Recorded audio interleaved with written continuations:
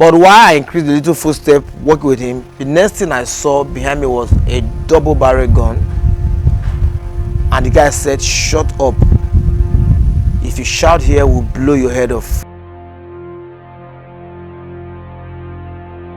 At that moment, he now used the gun to whip my head.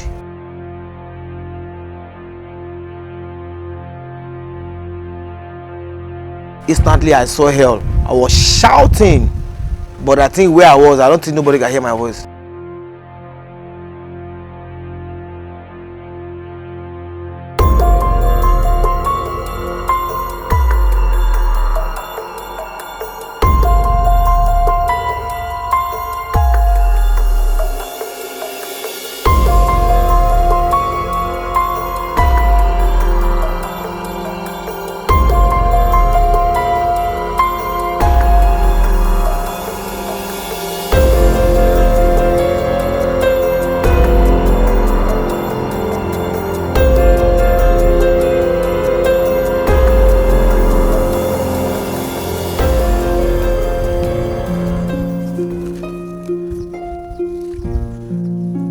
So now they are fed already, so they are not hungry right now.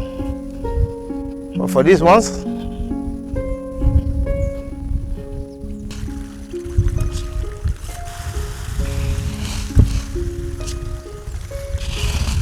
my name is Sonny Ajimona Yoroko. I'm from Ughelli South, local government area of Delta State, precisely Owo Olomo.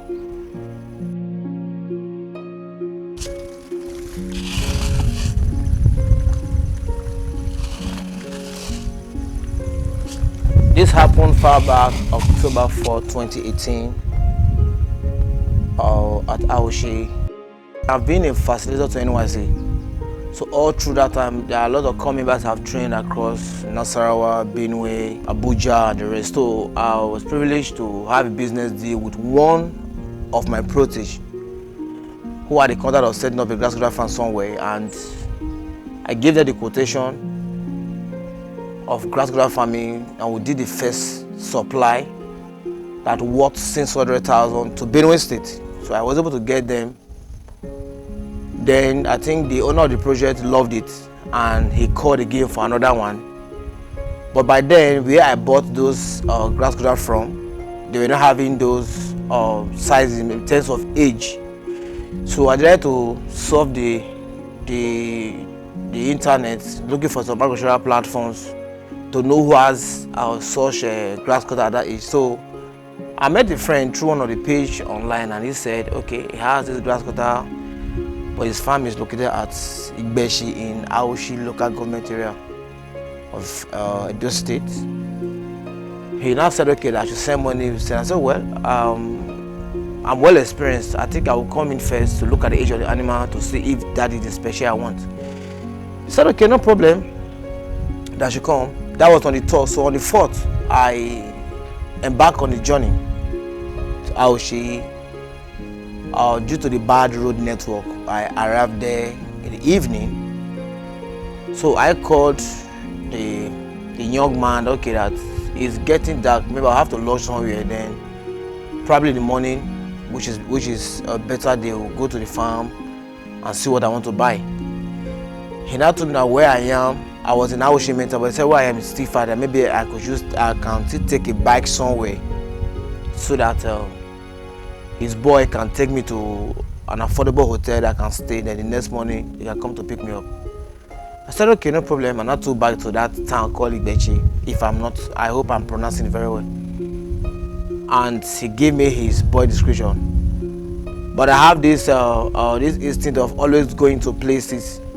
I like to see who I'm going to meet first before he sees me. So he asked me what am I putting on. I told him I'm putting on black jeans, but whereas I'll put on the blue jeans so that I can see who coming to pick me first. So a few minutes time, the guy showed up. He told me what I was wearing, so I crossed over to the road. We exchanged a pleasantry. I said, okay, that we need to follow a particular road where the affordable hotels. At that time, it was already going after 6:30 to 7. The moment we crossed, I discovered that there was a tall young man too who just walked past us, putting on a face cap. I remember vividly the while we were still talking.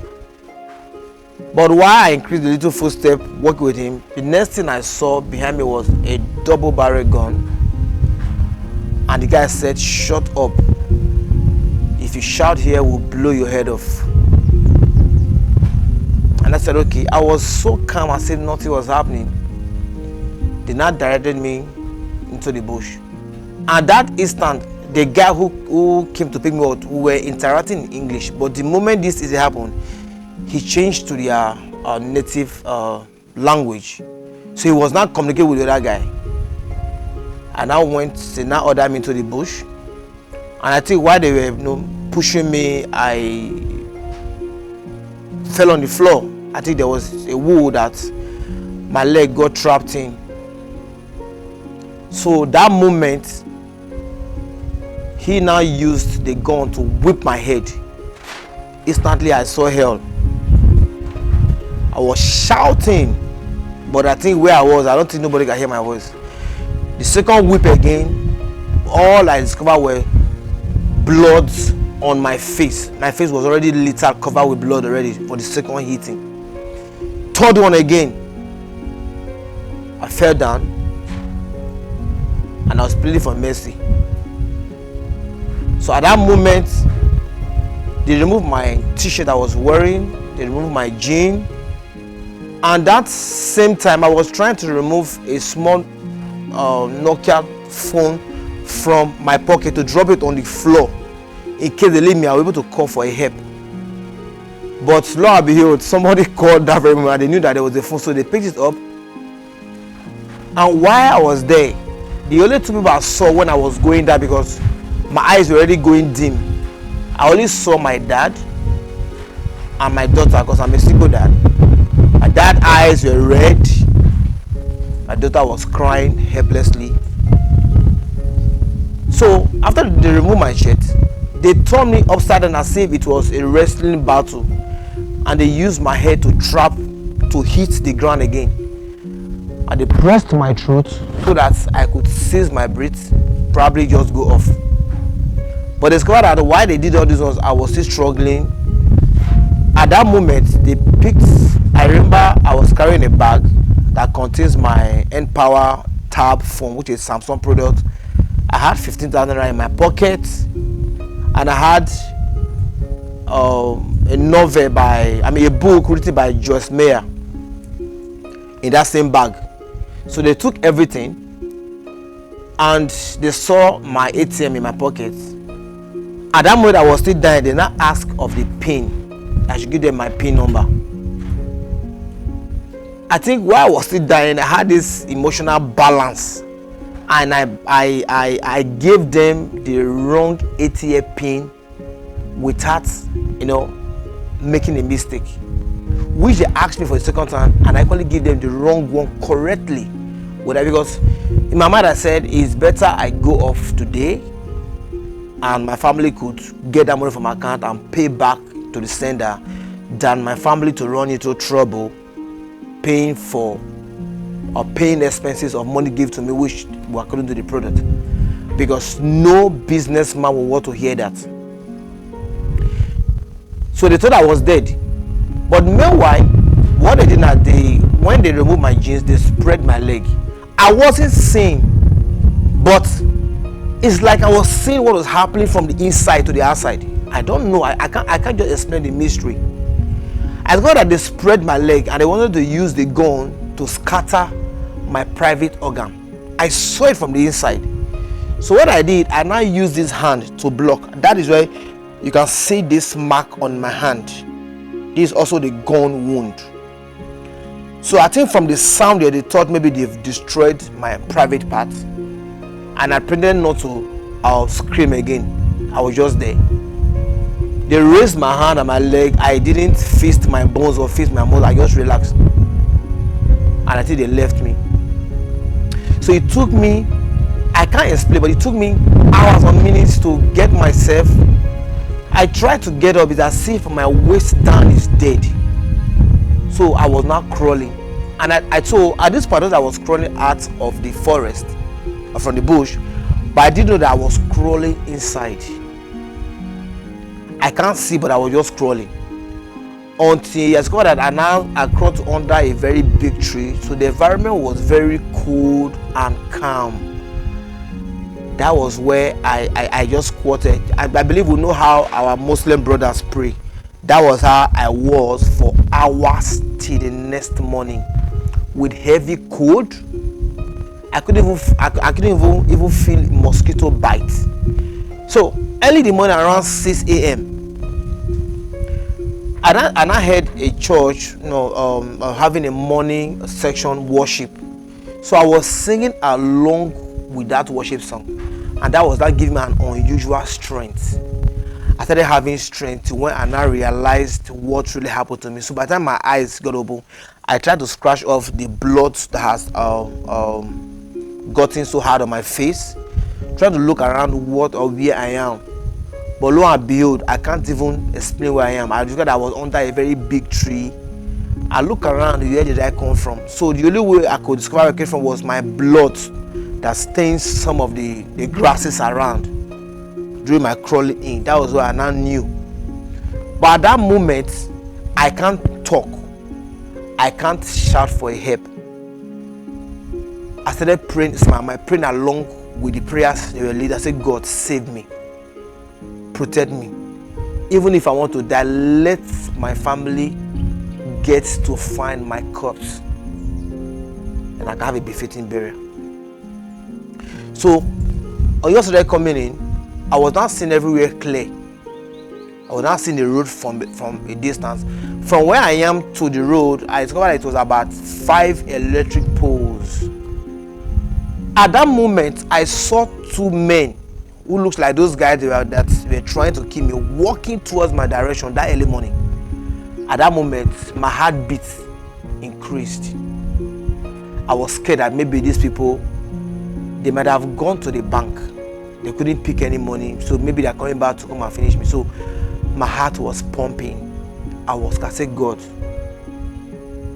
order these men step away from me. And I think I was very sure at that moment they were at that very spot that they left me. I discovered that they were just looking around. They couldn't see me, so they were just turning around there. But after some minutes, they went back, and my heartbeat stabilized because I was really scared. I thought this would be the end. No way for me to escape. I started finding my way back to where they came from. So I started seeing a road. I crawled back from the bush, and I now crawl under a mango tree with blood on my face, my singlets, and on my boxers. So I saw a man walking towards me, and I cried and I shouted for help. But the first man he saw me, he ran away. So I guess probably he thought maybe I was an armed robber that maybe was shot and I escaped. So there's another man who was now coming towards me with a wheelbarrow. The moment the man saw me, he flinged his wheelbarrow away, came to rush me, asked me a question. I said, I came from this sir, please just help me. I came to do business, but the same business partner tried every means to kill me, but God has kept me to this point. Please save my life. The man now took me from the bush to the road, looking for a bike to take me to the station. He said he wanted to take me to police station first to report, because they can't really believe. But while we were going, we now saw the police checkpoint. He stopped, narrated the ordeal to the police. The policeman said, I can still remember it. They said, take this man to the hospital. He's an innocent man. That was when he now turned back and went to the community healthcare center. They laid me on the floor. He thought maybe I can't talk, my brain, because my head was completely damaged. But the nurses there were shocked when I was calling my dad's phone number from my head. I said, please. I called my dad's phone number.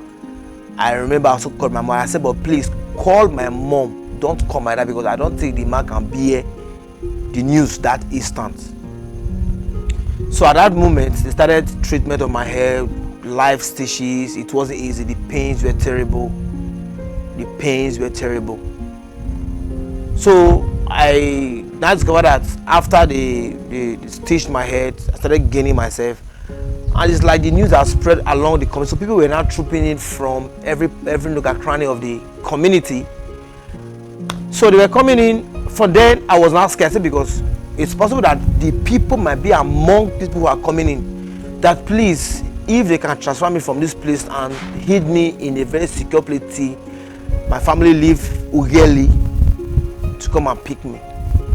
So according to what the good Samaritan said, he has come. My dad said someone is coming from Dada, which is my dad's younger brother, with my immediate sister, that they are coming to pick me from the hospital, or trying to pick me from Aoshi.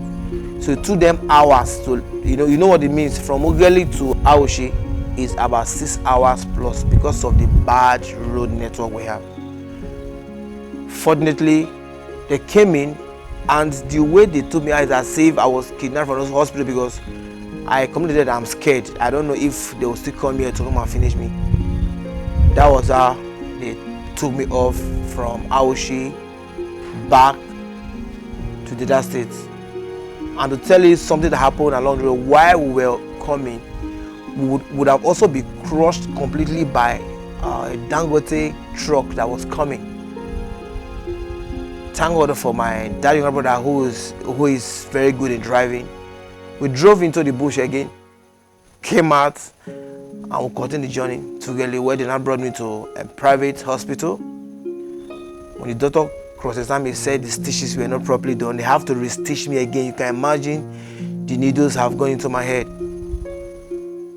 That was how God saved me. I've been in the hospital. That instant, according to what I was told, because I was unconscious on this earth, I didn't know what was happening. They said somebody was now using my phone, pretending to be a doctor in Kogi, not even Aoshina, that I had an accident in Kogi, so that my parents or anybody here should send recharge card so that they could trace my. So it's like people that they called and friends, they know that I'm into business. People started sending in recharge cards.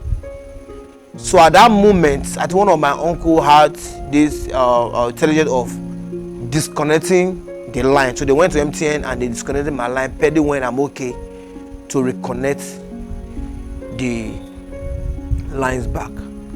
This was how God saved me, and it took me just within a month's time. I got the healing back. My health, everything was okay. We went for a test, so everything is normal.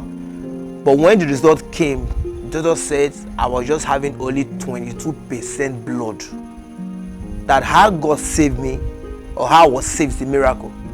Because it is rare for some people to survive this critical issue. Not even you having 22% blood, that it was God that preserved your life. I just thank God for this. I thank God for, because now what happened that these are the same people I was to do an agro-business deal with, worth 600,000 naira, are also the same people who wanted to take my life because of the money. But I thank God they couldn't take my life. They couldn't withdraw a penny from my account because I gave them the wrong ATM pin. So they couldn't pick a kobo apart from the money that was with me in my pocket and my phone. This is how God preserved my life. Today, this month make it 3 years of God's faithfulness. I saw God raw unconditional love in my life. I never knew, and I couldn't believe I could still be alive to this day. If you see the raw wounds, you will see that I'm a living testimony. I thank God I've not lost my focus. I'm back to my business, but I'm wiser, smarter, and better.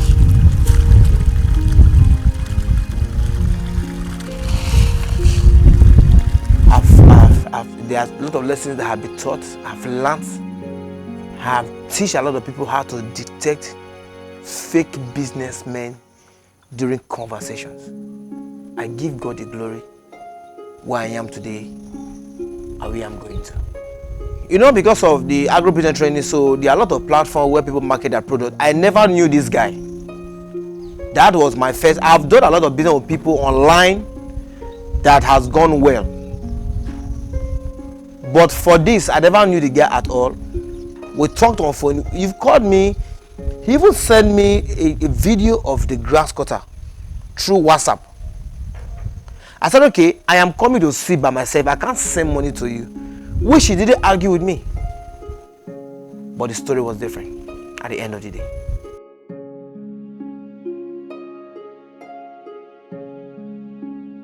Yes, after the incident, I tried to look for him. I couldn't see him on the internet. And something similar happened like this in Awushi again, where a young person also died. But this one, the person was burnt. So they could only track him through the fact it's like he had a phone with him, which they didn't pick from him. Maybe they weren't sure that there was a phone in his pocket. Through the SIM, they were able to get to the location, but this guy was completely burnt. So he couldn't survive it. He couldn't survive it. So I tried every means to track this guy, track those phone numbers, but I couldn't. My family said, "You let go," because I was really mean to track these men after the incident, but there wasn't a way to track them. I just let them be, and I believe that someday they will meet their Waterloo in life.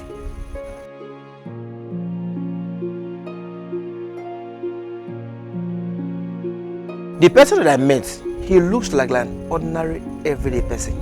Simple and dressed that he was putting on a jean, I can't remember the color the polo was wearing. I think we have almost the same height, looking so simple, without any trace of negative thoughts from his appearance. But what happened, which means what I discovered was that they were two, which means the guy that walked past us was part of his team. Was part of his team. And that guy was very tall. He covered his face. You know, like the people that will put on a face cap. I thought maybe just a normal guy was on his own, moving on his own, but not knowing that they were in the teamwork.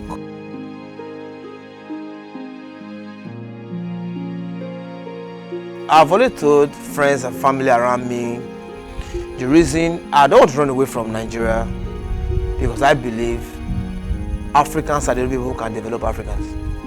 If I should leave Nigeria today, is to go and acquire more knowledge, bring it back, expand our human capacity development.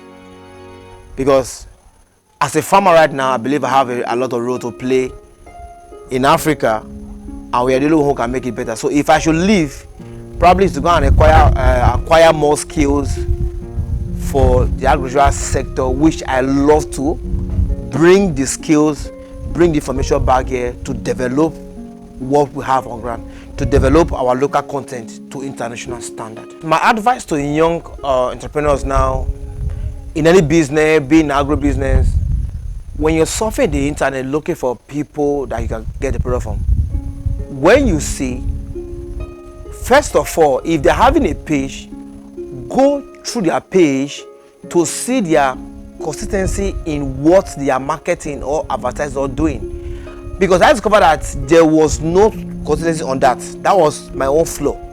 But right now, go through them. If there are people in the group, pick one or two people, private chat, and ask of information about a certain person if those people are genuine or that are genuine.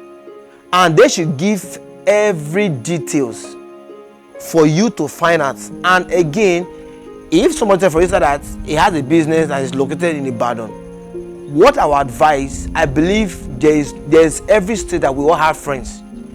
You can call a friend to help you find out if such a business is existing at that particular area, for you to be sure before you proceed with such business deal. That is the kind of advice I can give.